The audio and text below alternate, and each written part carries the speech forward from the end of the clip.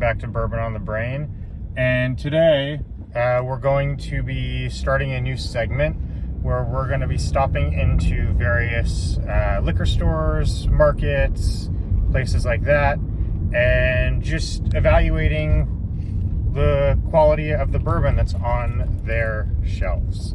So I am on my way to the first market for us to take a look, and stay tuned. All right, and we're back. So we just pulled up to Pavilions. We're going to go ahead and go inside, and we'll see what they got. So, if y'all don't know, some of the best bourbon selections, and really liquor in general, for the price are at supermarkets. And they actually just redid our Pavilions. It's a pretty good one. There's some better ones in my area, but this one's a pretty nice one. So we'll go ahead and head in and take a look.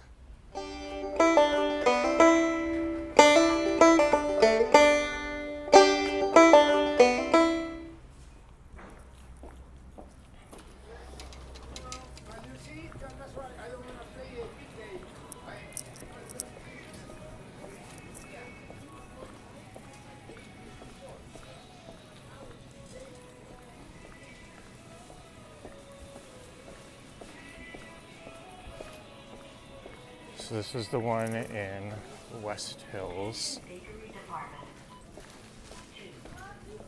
All right, they have a wine case back here.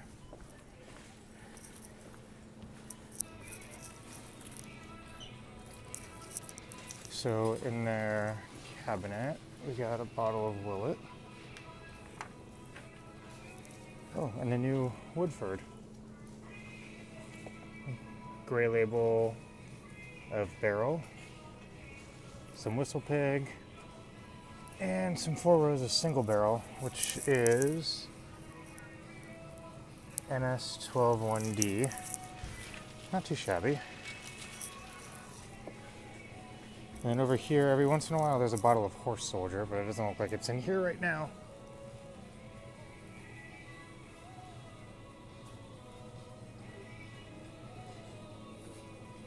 And this brings us to the bourbon section. So, top shelf, not too shabby. The standout for me is going to be the Bardstown bourbon. The Origin series it's gone up a little bit in price. They have it at $52. It's still a really good deal. It's up there with like New Riff and Eagle Rare. Has some of the best bang for your buck on the market. I really like it.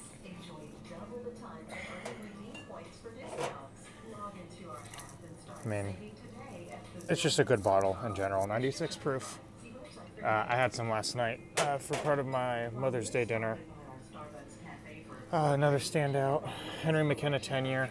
It's a little bit more expensive than I would like to see it at. It's at looks like $89, but it's still such a good bottle of bourbon. So, and they got a couple of Four Roses, some Bullet. Last time I was here, I actually met one of the distributors for Dickel, and she was telling me that I should try their bottle and bond, that it's really good. Maybe a little biased in that, but in general, I actually think that it's something I want to try here in the next little bit. And then sort of like a steal down here, although it's gone up in price a little bit, is a small batch for Bowman Brothers. It used to be in the $25 range. It's gone up a little bit in price, but it's a really good bottle for not too much money. And if we cross over to the other side, we got some Angel's Envy, some Michter, some Basil Hayden's, they're kind of usual. Next row, this is kind of the winner here for me. The double oaked, $65 is a decent price.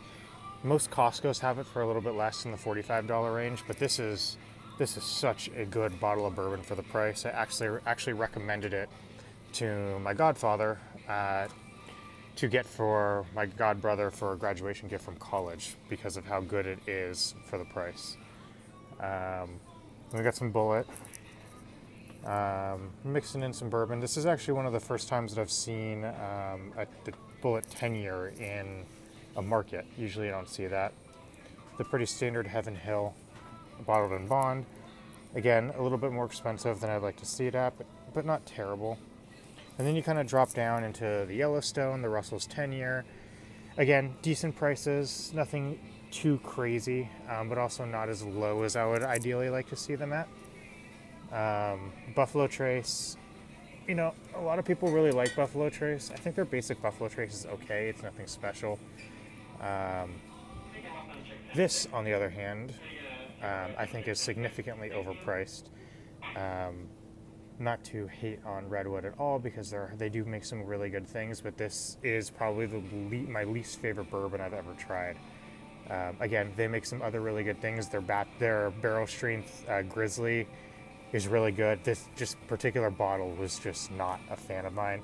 And then down all the way at the bottom, you have probably the greatest steal of bourbon in history, which is the Old Grandad at $20. It is such a good deal. I have like 3 different bottles of Old Grandad and I love it. It's phenomenal.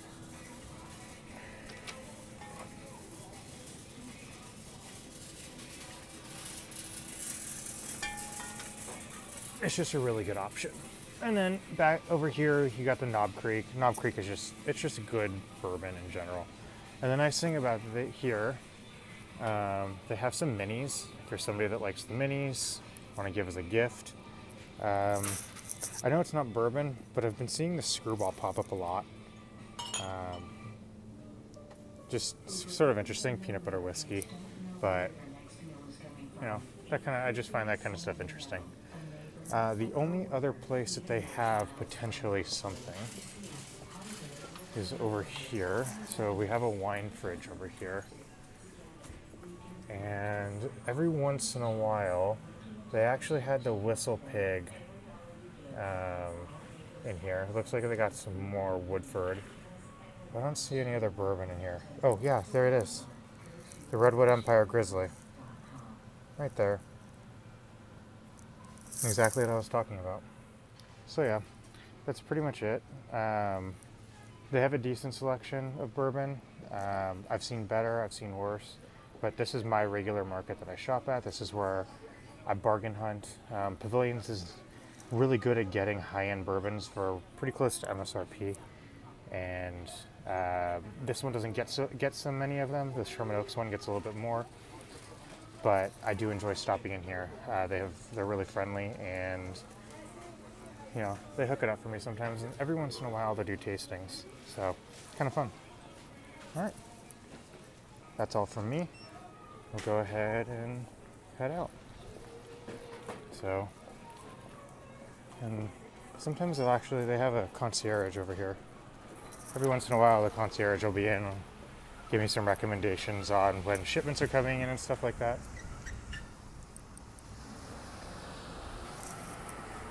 But yeah, that's pretty much it.